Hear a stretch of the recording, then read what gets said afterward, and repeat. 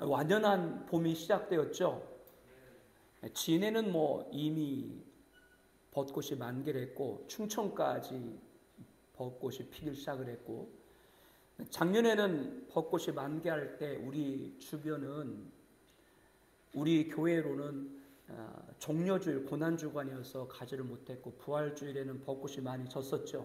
근데 올해는 춘분에 따라 부활절이 변경이 되는데 3월 30일 일찍 부활주일이 드려지기 때문에 그날은 아마 좋은 벚꽃을 볼 것으로 기대를 합니다. 여러분들에게도 절대로 세상 보라지 말고 주님 바라보고 기대 가운데 승리하시기를 예수님의 이름으로 축복합니다. 디나 사건은 당사자뿐만 아니라 야곱과 그의 가족 전체, 그리고 세겜 성읍 모든 사람들이 당한 비극의 단초가 됐었죠. 이 창극 앞에서 야곱이 공포, 탄식, 비통역 있을 때 하나님이 야곱에게 나타났습니다. 창세기 35장 1절에 하나님이 야곱에게 이르시되 일어나 베델로 올라가서 거기 거주하며 내가 내 형 에서의 낯을 피하여 도망가던 때에 내가 나타났던 하나님께 거기서 제단을 쌓으라. 하나님은 야곱에게 소원을 기억하게 하셨죠. 야곱은 30년 전 혈혈단신으로 집을 나서 외삼촌 집으로 가는 길에서 꿈속에 하나님을 만나고 자신과 함께하는 하나님을 확신했습니다. 야곱은 아침 일찍 일어나 전날 배교로 삼았던 돌에 그곳에 기름을 붓고 하나님께 예배하고 모든 영광을 올려드렸죠. 그리고 이곳이 하나님의 집이란 뜻으로 베델이라 명했습니다. 그리고 야곱은 하나님께 3가지 소원을 올려드렸죠. 그중 2번째가 앞으로 모든 여정을 마치고 승리로 제가 이끌고 집으로 돌아가는 길에 이곳 제단에 베델의 제단을 쌓고 지난 20년 동안 외삼촌 라반의 집에서 10번의 품삯에 속임을 당하고 수없는 고통과 환난 속에서도 하나님이 나에게 이런 대가족과 큰 부를 얻게 했다. 이렇게 제가 돌아와서 하나님께 영광을 올려드리겠습니다. 그러나 그 소원을 망각했던 것이죠. 소원을 망각한 야곱에게 하나님께서 베델로 올라가서 그곳에서 네가 제단을 쌓고 하나님께 영광 올려라 이렇게 명령을 하신 겁니다. 야곱은 그제야 2번째 소원을 잊은 것을 알고 베델로 올라가기로 결정했습니다. 야곱은 베델로 떠나기 전에 집안 사람과 자기와 함께한 모든 자에게 청산해야 될 것을 명했습니다. 그것은 너희 중에 있는 이방 신상들을 버리고 자신들을 정결하게 하고 너희들의 의복을 받고 입으라 라고 35장 2절에 말씀을 합니다. 야곱은 대참극을 빚은 세겜을 떠나면서 세겜 서금 사람들이 섬기던 이방의 신들과 이방 풍속의 의복을 버려라. 야곱의 가족들과 수아의 사람들이 지난 10여 년 동안 세겜에 살면서 인식하지 못하는 사이에 갖가지 형상의 신상들과 우상에 새겨진 의복들, 이것을 갖게 되었었죠. 야곱은 이 모든 것을 버려버리라고 했습니다. 하나님을 만난 하나님의 집 베델레 이르려면 단지 세겜 성읍을 떠나는 곳으로만은 안 됩니다. 세겜의 우상의 잔재를 청산하도록 하나님은 명령했습니다. 야곱의 명령을 받던 가족들과 수아의 사람들은 4절 말씀에 보면 자기 손에 있는 모든 이방 신상과 자기 귀에 있는 귀고리들을 모두 야곱에게 주었고 야곱은 그것들을 세겜 근처 상수리 나만에 묻었다 이렇게 말씀을 합니다.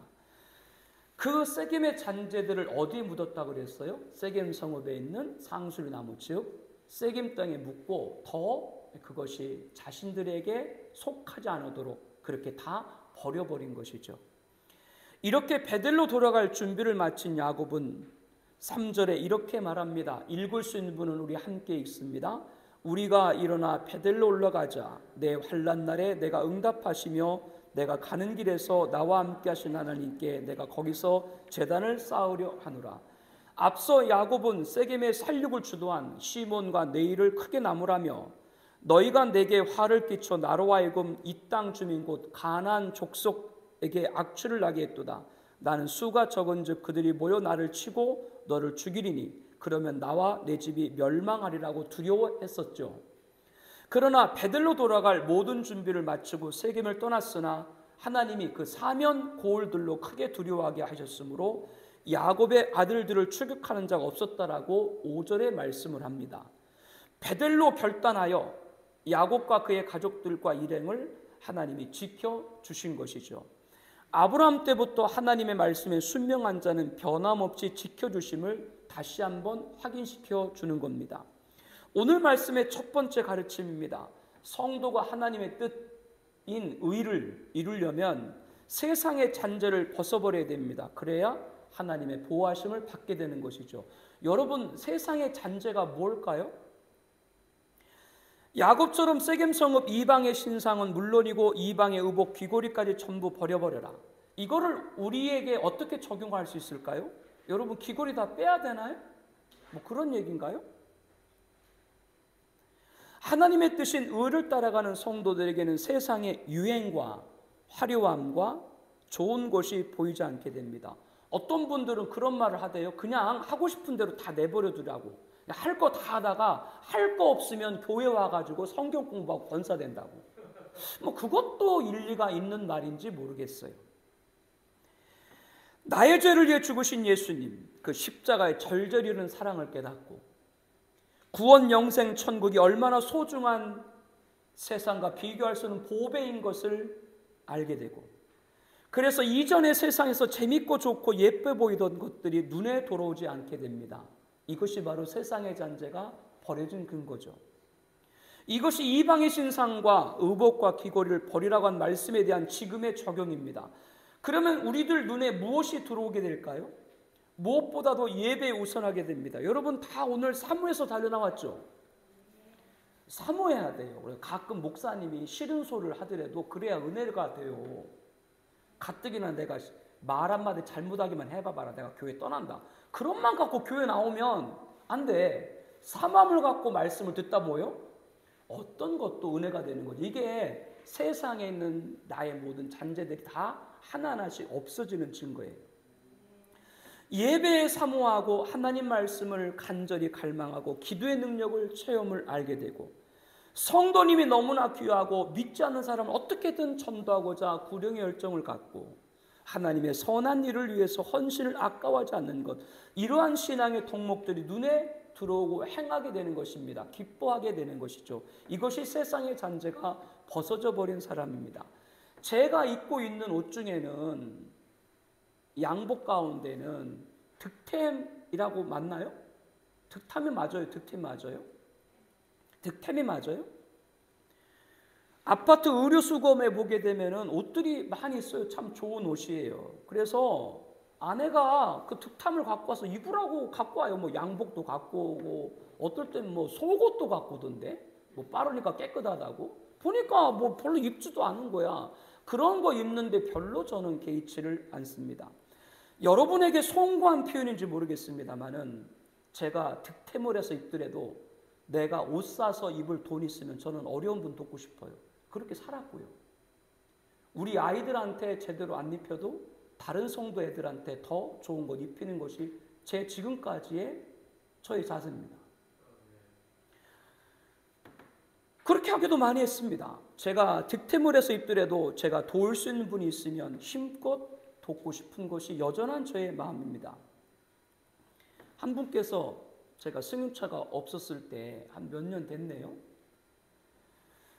오셔가지고 그러는 거예요. 제가 새 차를 사드리고 싶은데 지금은 형편이 안 되고 다음에 새 차를 꼭 뽑아드리겠습니다 라고 하면서 중고차를 준비해서 주신 적이 있었습니다. 참 고마웠죠. 그런데 저한테 그 차를 주고 자기는 그 차보다 더 낮은 사양의 그런 차를 타요. 그러니까 제가 감사하지 않을 수 없죠. 왜 그분이 그렇게 했을까? 그분은 세상에 좋은 게 안 보이는 거예요. 목사님이 좋고 교회가 좋고 하나님이 좋은 거예요. 교회에서 작년에 새 차로, 중고차입니다만 그래도 좋은 거 중고 새 차를 사주셨을 때 이전에 그분이 줬던 차 저한테 줬지만 어쨌거나 저는 그걸 교회 재산으로 보고 그것을 제 돈으로 주고 사서 아내가 지금 타고 다니죠. 너무 고장이 많이 나고 오래돼서 부속들을 많이 갈아야 되는 그런 어려움이 있습니다. 왜 그렇게 하는가? 지금 하나님을 믿으면 세상에 좋은 것이 눈에 들어오지 않고 주님이 기뻐하는 것이 눈에 들어와요. 이게 세상의 잔재를 버린 사람들의 모습입니다. 제가 그렇게 한다고 성도 여러분들에게 좀 그렇게 따라하라고 말씀하고 싶지 않아요. 제가 여러분에게 여러분 자녀도 안 입히면서 다른 자녀 입히면서 저는 그렇게 말하고 싶지 않아요. 왜 여러분이 그렇게 해요? 여러분 자녀들 좋은 것 입히고 좋은 것 먹여야 되죠. 여러분 각각은 자기의 라이프 스타일이 있습니다. 가족들과 안락하게 지낼 수 있는 아파트가 되었건 어떤 것이 되었건 자가가 있어야 필요합니다. 자기 하는 일에 고급 승용차가 있어야 된다면 외제 승용차도 탈 수 있어야 됩니다. 제가 아침마다 차 운행을 하잖아요. 어느 교회 앞에를 지나거든요. 어느 교회는 쭉 보게 되면 외제차가 쫙 써 있고 어느 교회는 국민차가 쫙 써 있어요. 저도 우리 교회 예배당 주차장에 외제차가 가득 있었으면 좋겠어요. 이러면 뭐 선물인가? 제가 이렇게 말하는 건 그게 좋다라는 것이 아니라 제가 말하는 의미는 여러분이 그 차가 필요하면 그걸 타는 거예요. 그게 왜 잘못된 거예요? 저는 그거 가지고 말하고 싶지 않습니다. 또 의류나 핸드백, 디올백? 뭐 좋은 의류 브랜드든지 뭐 핸드백이든지 뭐 구두든지 꼭 입을 수 있고 신을 수 있으면 저는 그거 얼마든지 괜찮다고 생각합니다. 그러나 명심하세요. 그런 모든 것들이 삶의 전부로 생각하지 말아라. 그것을 인생에 성공했다고 생각하지 말아라. 그 사람은 아직도 세상의 잔재를 못 버린 사람이에요. 그런 모든 고급스럽고 좋은 걸 가지더라도 우리들에게 가장 귀한 것은 하늘을 바라보는 은혜가 있어야 될 줄로 믿습니다. 이 사람이 세상의 잔재를 버린 사람인 것이죠. 하나님이 주신 물질로 고품격의 주택을 매매하고 최고급 액세서리를 구입할 수 있습니다. 그러나 잊지 말길 바랍니다. 예배 우선하고 말씀을 사모하고 기도의 능력을 구하고 영혼을 전도하고 하나님의 선한 일에 헌신을 하는데 최선을 다하는 여러분 되길 축복합니다. 하나님 주신 물질로 이런 아름다운 신앙의 덕목들을 행한다면 하나님 더 크게 보응하실 줄로 믿습니다. 이것이 오늘 말씀을 통해서 확인할 수 있는 것이죠. 하나님의 사람은 세상의 잔재를 버려버려야 돼요. 야곱이 이방의 신상의 의복과 귀고리까지 다 버려버리고 정결한 마음과 몸으로 베델로 이제 올라갔습니다. 예배를 드리자 하나님은 다시 나타났죠. 그리고 야곱에게 큰 복을 베풀어 줬습니다. 우리 6절 말씀부터 읽을 수 있는 분은 함께 읽습니다. 야곱과 그와 함께한 모든 사람이 가나안 땅 루스곳 베델에 이르고 그가 거기서 제단을 쌓고 그것을 엣벨이라 불렀으니 이는 그의 형 낯을 피할 때 하나님이 거기서 그에게 나타나셨습니다. 이렇게 베델에 제단을 쌓고 예배드리고 베델에 하나님이란 뜻의 엣바엘로 불렀습니다. 이는 30년 전 야곱이 그 형 낯을 피할 때 하나님이 거기서 나타나셨습니다. 그 땅에 다시 돌아와서 엣벨 이렇게 부른 거죠. 그리고 베델에서 예배를 드린 후 야곱이 밧단 아람에서 돌아오며 하나님이 다시 야곱에게 나타나서 복을 주셨다라고 9절에 말씀을 합니다. 어떤 복을 주셨습니까? 10절 말씀 우리 함께 읽겠습니다. 하나님이 그에게 이르시되 내 이름이 야곱이지만은 내 이름을 다시는 야곱이라 부르지 않겠고 이스라엘이 내 이름이 되리라 하시고 그가 그 이름을 이스라엘이라 부르시고 다시 한번 야곱의 이름에 대해서 다시는 야곱이라 부르지 않겠다라고 했습니다. 이미 앞서 창세기 32장 28절에도 똑같은 말씀을 했죠. 이스라엘이 내 이름이 되리라. 다시는 야곱으로 부르지 아니라. 그런데 오늘 반복해서 또 그 말씀을 하고 계시죠.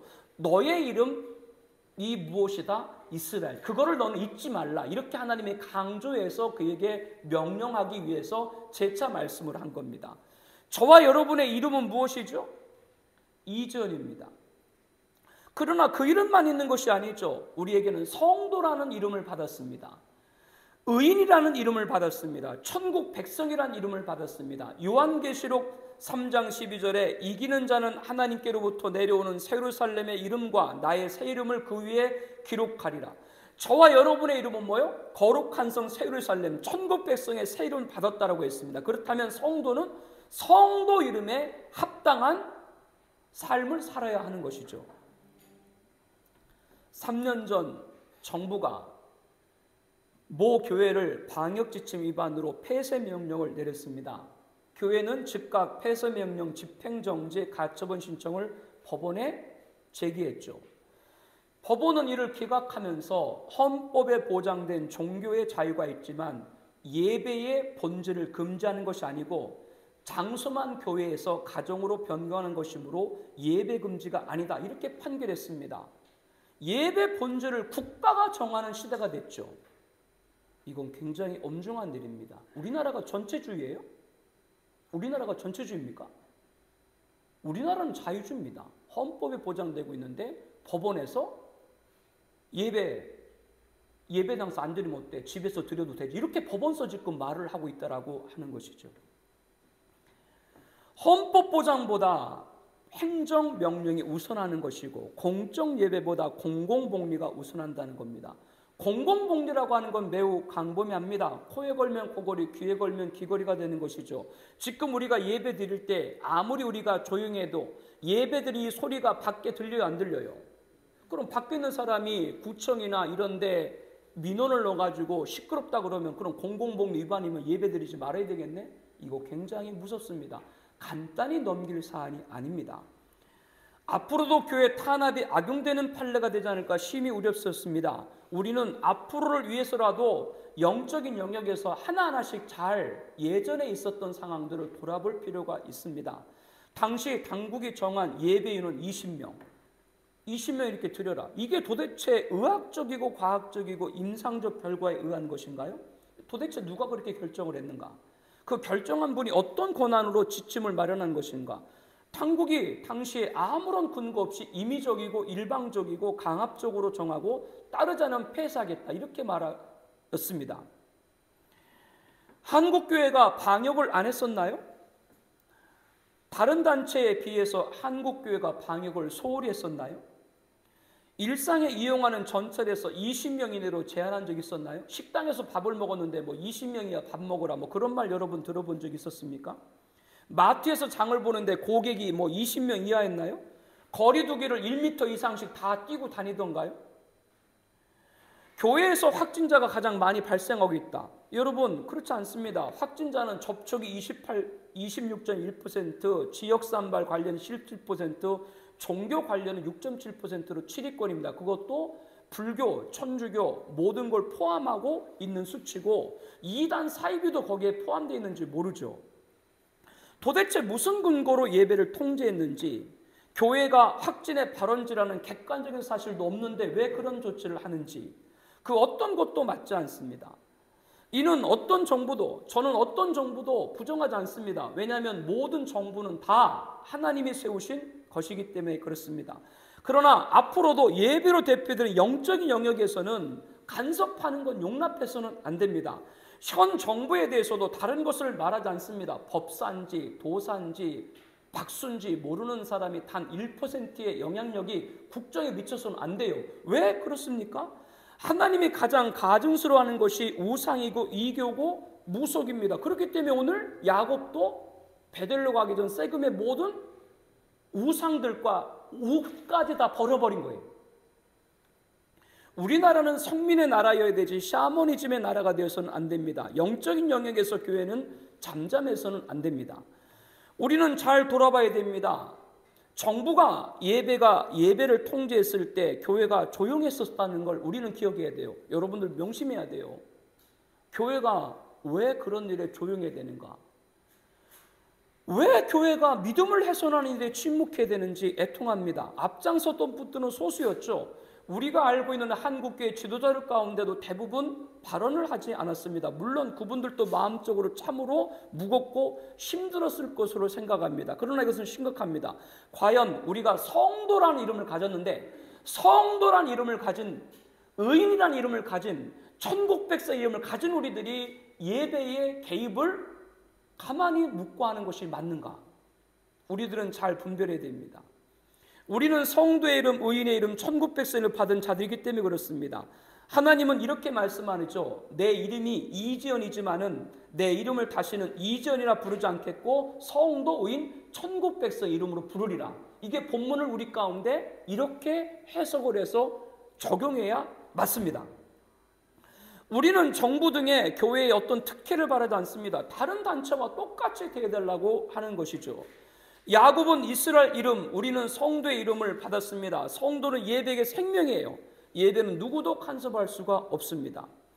예수님은 우리들에게 마지막에 다다를수록 코로나 팬데믹 같은 전염병과 자연재해가 창궐할 것이고 전쟁과 테러, 사건, 사고가 잇따를 것이라고 말씀을 하시면서 그 모든 일 있기 전에 내 이름 예수 이름으로 말미암아 너희에게 손을 대어 박해하며 임금들과 집권자를 끌어갈 것이라. 임금과 집권자는 정부죠. 권력이죠.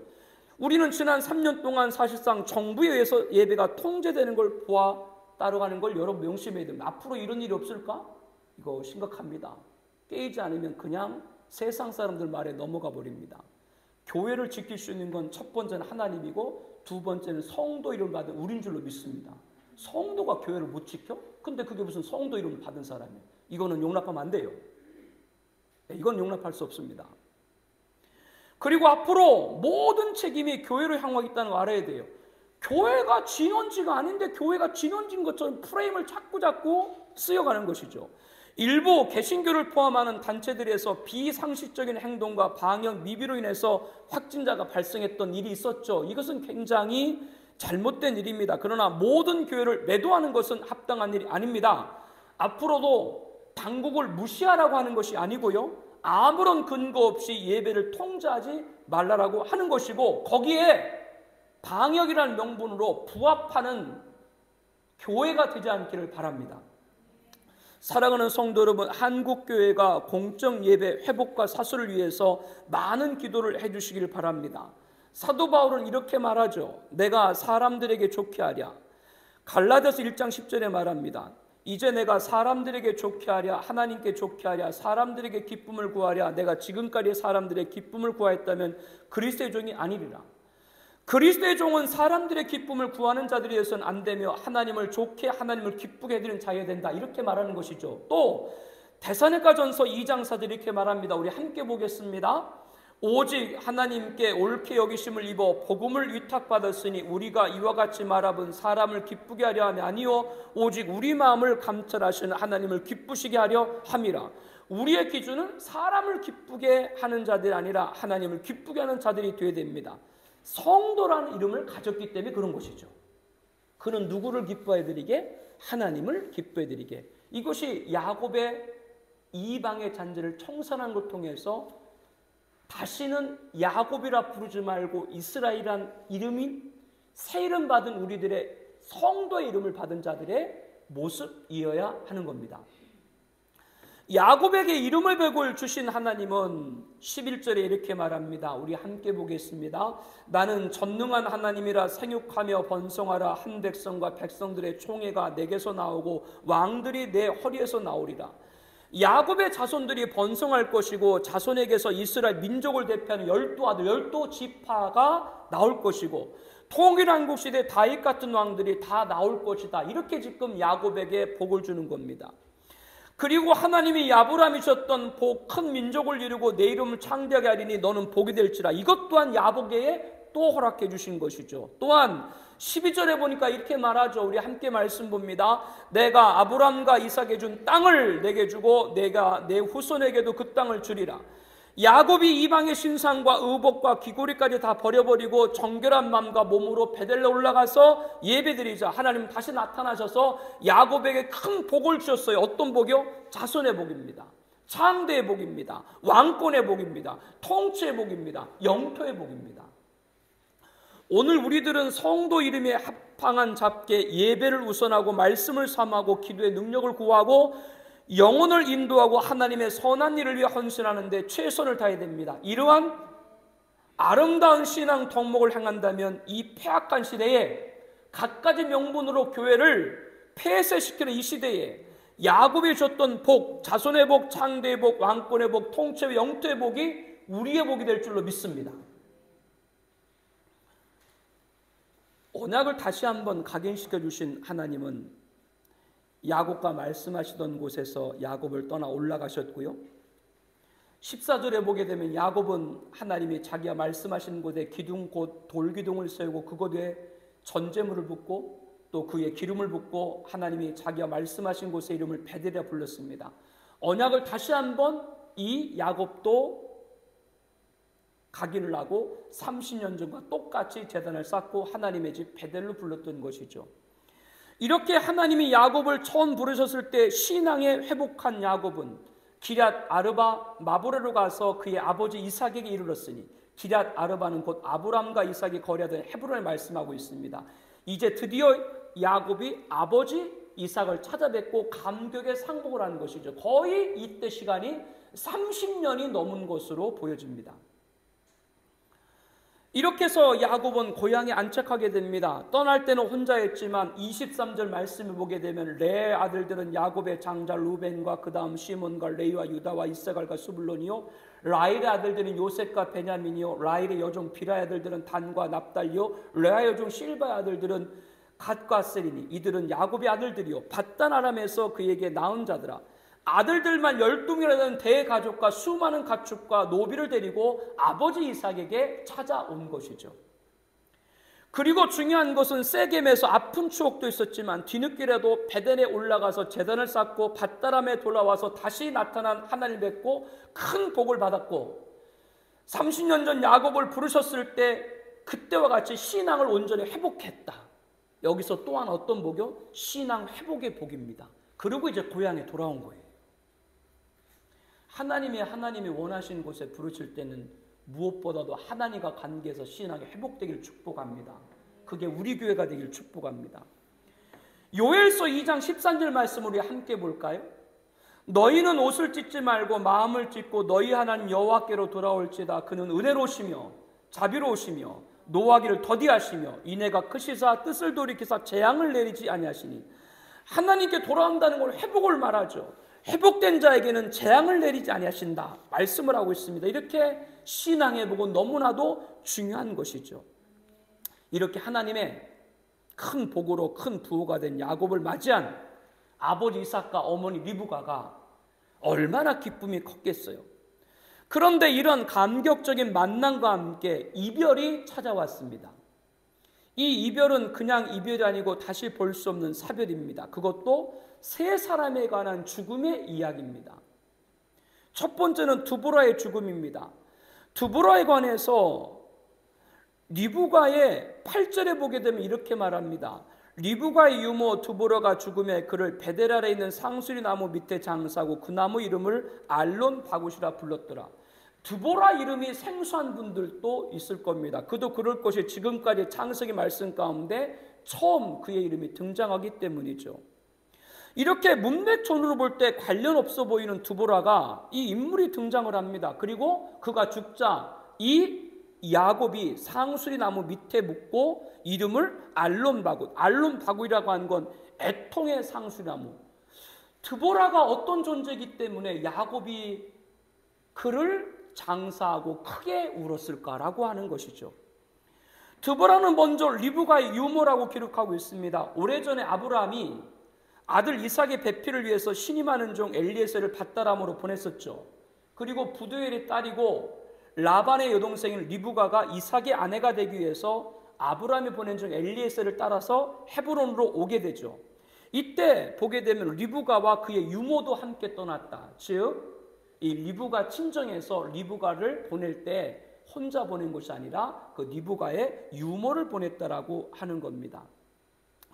여기서 유모라고 기록되어 있는데 리브가는 뭐 다 큰 어른이 있는데 유모, 어릴 때 돌봤다 뭐 그런 의미일 수도 있고, 또 유모라고 하는 의미를 다른 번역본에 보게 되면 리브가 자녀의 어머니 그렇게 또 번역을 하고 있습니다. 즉 드보라는 리브가가 쌍둥이 두 아들 에서와 야곱을 출산하잖아요. 그때 손이 부족한 그 리브가 대신해서 어릴 때 에서가 야곱이 어릴 때부터 돌봤던 것이 누구예요? 바로 이 드보라였던 걸 알 수가 있습니다. 그렇기 때문에 이 야곱에게는 또 다른 어머니인 드보라가 있었던 것이죠. 어머니같이 자기를 키워준 그런 여인.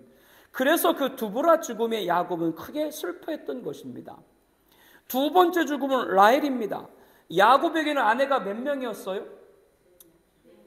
4명이었죠. 이게 뭐 자꾸 이 호적이 자꾸 꼬이는데 이 4명이 돼가지고요. 레아와 그의 여종 실바, 라헬과 그의 여종 빌하.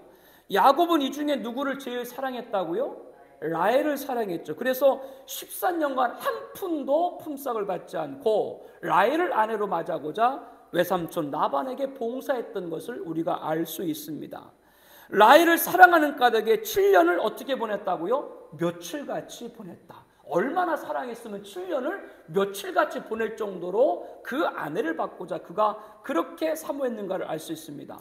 그런데 이 라헬이 베델에서 하나님께 예배드리고 길을 떠나서 에프랏, 즉 다시 고향으로 돌아가는 길, 야곱의 고향으로 돌아가는 길에 해산을 노상에서 하게 되는 겁니다. 근데 심히 고상해서 난산을 해요. 고통스러워하는 라헬이 산파가 두려워하지 말라, 지금 내가 또 등남하느니라 마음을 굳게 하라고 당부했습니다.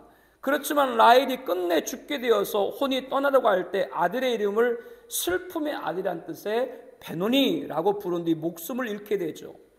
사랑하는 아내 라헬을 잃은 야곱은 이 베노니를 오른손 아들이란 뜻의 베냐민이라 불렀고 라헬을 에브랏과 베들레헴 길에 장사를 했습니다. 그리고 야곱이 라헬을 위해 묘에 비를 세웠더니 지금까지 라헬의 묘가 일컫더라. 이렇게 성경은 증언하고 있습니다. 이렇게 야곱은 어머니 같은 두보라를 잃은 지 얼마 지나지 않아서 가장 사랑하는 아내 라헬마저 떠나 보내야 됐던 것이죠. 이 두 사람 모두 고향 땅을 밟아보지 못하고 죽임을 당해야 했습니다. 야곱이 슬픔이 더 클 수밖에 없었죠. 그러나 이 두 사람과 이별이 전부가 아닙니다. 28절 말씀에 이렇게 말합니다. 이삭이 나이가 180세라 이삭이 나이가 많고 늙어 기운이 다하며 죽어 자기 열조에게로 돌아가니 그의 아들 에서와 야곱이 그를 장사했더라. 30년 전 자신을 축복하며 받단 아람으로 떠난 길을 배웅했던 아버지 이삭도 이제 죽음을 맞이하게 된 겁니다. 야곱은 지난 30년 동안 아버지가 자신에게 축복한 그대로 복을 받았습니다. 야곱의 행적에 이 복이 그대로 임했죠. 아버지가 축복한 그대로 야곱이 복을 받았죠. 이런 아버지가 얼마나 야곱에게 자부였겠고 얼마나 존경했겠고 얼마나 긍지였겠습니까? 그러면 이 세 사람의 죽음과 야곱이 때려야 뗄 수 없는 이 세 사람의 죽음을 통해서 우리는 어떤 가르침을 받아야 되는가요? 먼저 우리에게도 이러한 사람을 만나는 인복을 받아야 됩니다. 여러분, 인복이 얼마나 중요한지 알죠? 어머니 같은 두보라, 14년 봉사했지만 나의 아내가 되어준 것만으로 만족했던 사랑하는 아내 배우자 라헬, 그리고 그 어떤 아버지와 비교할 수 없는 자부이고 존경이고 긍지인 아버지 이삭, 우리에게도 이런 인복이 있어야 될 줄로 압니다. 어머님이 어릴 때부터 많이 아프셔가지고 초등학교 때부터 딸 노릇을 했어요. 왜냐하면 아이가 저 하나밖에 없으니까 독자잖아요. 그러니 뭐 아버지 일 나가고 어머니 밭 나가고 하면 집안일 다 돌보고 저녁하고 또 초등학교 때 니아까 끌고 밭에 가서 뭐 시러올 거 시러오고 그렇게 돌봤죠. 군대에 있을 때 어머님이 돌아가셨잖아요. 근데 그것도 제가 강원도 인제에서 군대 생활했는데 그것도 그때 내가 특공 훈련을 받으려고요. 군대에서 1년에 한 번 정도 유격 훈련을 받거든요. 가리산 특공대 들어가서 인제보다 더 깊은 산속에 들어가가지고 유격 훈련을 받고 있는데 그 전갈이 온 거예요. 저녁인데 이튿날인가 셋째 날 됐는데 중대장이 갑자기 오더니 저녁에 불러요. 그 느낌이 벌써 딱 오죠. 아, 어머니 돌아가셨구나. 그날 밤에 내가 소주를 얼마나 먹었는지 중대장하고. 그러니까 중대장도 막 술을 사주더만. 왜냐하면 먹고 지쳐야 아무 일도 안 하니까 거기서 막 뭐 이렇게 막 그 이상한 행동을 하면 안 되잖아요. 집으로 돌아오니까 방금도 말했던 인제가 얼마나 넘어요. 그때 아버님이 경주에 계셨을 때인데 차만 뭐 10시간 타야 되는데 근데 이미 뭐 가리산에 들어가니까 하루가 지났죠. 이틀째 되는 날 도착을 한 거예요. 와보니까 다 염이 끝났고 그래도 집례하는 목사님이 아들이 안 왔는데 얼굴은 덮으면 안 된다. 얼굴은 열어놓으신 거예요. 얼굴을 베고. 그 장례를 마치고 회사에 어떤 아버지 회사에 무슨 서류를 접수하러 나보고 가래요. 그러니까 이 집에 자녀가 한 명밖에 없으면 나같이 고생을 해요. 장례도 혼자 해야 되지, 서류도 모두 혼자 해야 되지, 뭐도 혼자 해야 되지. 그런데 그날 그렇게 회사에 가가지고 접수를 끝내고 버스를 타려고 나오는데 비가 내리는데, 군인들은 우산을 쓰면 안 되거든요. 군인들은 비 와도 우산을 쓰면 안 되거든요. 군복을 입고 길에 버스 기다리는데 하늘이 뚫렸는지 비가 내리는데, 그 비 내리는 게 내 마음에 눈물같이 내리는 거예요. 그러니까 비가 내리니까 오히려 좋아. 왜냐하면 눈물 흘려도 비가 오니까 그게 눈물인지 빗물인지 구분이 안 돼요. 그 비를, 시골의 버스를 왜 이렇게 더딘지 30분 지나도 아마 비를 다 맞아가면서, 그래서 지금 말씀을 드리려고 하는 것이, 아내의 복도, 부모의 복도, 자녀의 복도, 이 사람의 인복이 참 중요하구나. 부모님이 뭘 잘해줘서가 아니라 오랫동안 내 옆에 계신 것만 해도 얼마나 큰 복인가. 그러니까 우리들에게 이런 복을 다 사모하게 되죠. 성도 여러분에게도 야곱에게 어머니 같은 두부라 사랑하는 벼절 라헬, 자랑과 존경, 긍지, 아버지 이삭이 있었지만 이들은 다 죽음을 맞이했다는 걸 알아야 됩니다. 무슨 말이냐? 여러분에게도 이런 인복이 있기를 축복을 하고 또 인복이 있으면 바라는 마음은 있는데, 그러나 그런 사람도 다 우리 곁을 떠나간다라고 하는 거예요. 이게 여기 말씀 잘 찾아야 돼요. 모든 사람이, 그렇게 소중한 인복에 관계된 모든 사람이 떠났지만 중요한 건 뭐냐? 하나님은 여전히 야곱과 함께 하셨다. 이겁니다. 내가 뭐 인복이 없고 뭐가 없어도 누구는 여전히, 하나님은 여전히 나와 함께 하신다. 이게 중요한 것이죠. 우리 시편 102편 26절 읽겠습니다. 함께 봅니다. 천지는 없어지려니와 주는 영존하시겠고 그것들은 다 옷같이 날가리나 의복같이 바꾸시면 바꾸려니와, 우리에게 성도 의인 천국 백성 이름 주신 하나님은 우리와 함께 있는 줄로 믿습니다. 이것을 야곱의 가장 가깝게 했던 세 사람 죽음을 통해 주시는 말씀이죠. 그렇기 때문에 인복이 우월하다, 자랑할 것도 없고 인복이 열등하다, 그것도 버려버리고 영존하신 하나님이 주신 복을 사모하고 간구하는 승리한 여러분 되시기를 바랍니다. 이것이 우리에게 얼마나 큰 복인가 우리들 마음에 새겨야 하는 것이죠. 야곱이 밧다라만에서 돌아오매 하나님이 다시 야곱에게 나타나사 그에게 복을 주시고 야곱에게 이르시되 내 이름이 야곱이지만은 내 이름을 다시는 야곱이라 부르지 않겠고 이스라엘이 내 이름이 되리라. 이 말씀 여러분 잊지 않기를 바랍니다. 우리들의 이름은 야곱이 아닙니다. 이스라엘입니다. 우리 이름을 돌아가서는 안 됩니다. 우리 이름이 뭐라고요? 성도의 이름, 의인의 이름, 천국 백성의 이름입니다. 야곱은 세겜에서 아픈 추억도 있었지만 뒤늦게라도 베들로 들려 제단을 쌓고 밧다람 돌아오며 다시 나타나 하나님을 배웠고 큰 복을 받았고, 하나님이 야곱을 처음 부르셨을 때 그때처럼 신앙을 온전히 회복을 시켜주셨습니다. 그리고 아버지 이삭을 배웠죠. 성도란 이름을 받은 우리들은 이 땅에서 우상과 이교와 무속행위를 떠나가도록 기도해야 될 줄로 압니다. 한국교회가 거룩한 예배가 회복되기를 기도해야 될 줄로 압니다. 이것이 바로 야곱이 모든 이방 신상 의복 귀걸이 금속거리를 다 버린 정결한 모습이라고 하는 것이죠. 마태복음 5장 10절 12절 말씀을 함께 보겠습니다. 의를 위하여 박해를 받는 자는 복이 있나니 천국이 그들의 것입니다. 나로 말미암아 너희를 욕하고 박해하고 거짓으로 너희를 거슬러 모든 악한 말을 할 때는 너에게 복이 있나니 기뻐하고 즐거워하라. 하늘에서 너희 상이 큼이라. 너희 전에 있던 선자들도 이같이 박해하느니라. 한국교회는 주기철 손양원 목사님 같이 신앙과 헌신과 예배를 위해서 생명을 바쳤던 선조들 심정으로 어떤 순간에도 예배 사수의 신앙 갖는 여러분들을 축복합니다. 이게 성도 이름을 받은 자들의 삶이에요. 그럴 때 하나님은 개입하신다. 이거 확신해야 돼요. 오늘 우리는 성도 이름에 합한 자답게 예배를 우선하고 말씀을 사모하고 기도의 능력을 구하고 영혼을 전도하고 하나님의 선한 일을 위해 헌신하는 데 최선을 다해야 됩니다. 이런 아름다운 신앙의 동목을 행한다면 이 폐악한 시대에 야곱에게 주었던 어떤 복이요? 자손의 복, 창대의 복, 왕권의 복, 통치의 복, 영토의 복으로 이기게 하실 줄로 믿습니다. 우리 함께 통성으로 기도하죠. 우리 기도 제목 읽겠습니다. 첫 번째 기도 제목입니다. 하나님의 뜻인 의를 이루는 성도로서 세상의 잔재를 버리고 세상의 유행함과 화려함에 보이지 않게 하옵소서. 십자가의 절절한 사랑을 깨닫고 구원 영생 천국의 보배임을 알게 하옵소서.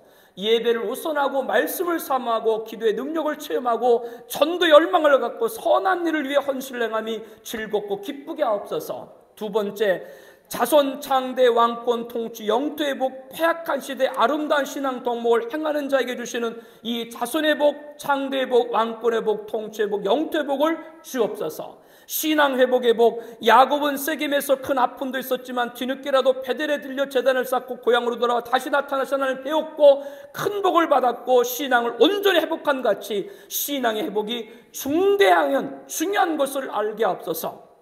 인복이 있을 수도 있고 없을 수도 있지만 성도, 의인, 천국 백성 이름을 주신 하나님은 우리와 함께 하심을 믿습니다. 인복의 우월도 열등도 버리고 영존하신 하나님 주시는 복을 사모하고 간구하고 승리하게 하옵소서. 의를 위하여 박해를 받는 자는 복이 있고 하늘의 상이 큼이라. 선지자들도 이같이 박해했다라고 했습니다. 주기철 손양은 목사님 등 신앙과 헌신과 예배를 위해 생명같은 손들 심정으로 어떤 순간에도 예배사도 신앙을 천명하게 없어서 그들에게 오늘 말씀의 모든 복을 허락하여 주시옵소서. 우리 함께 통성으로 기도하겠습니다.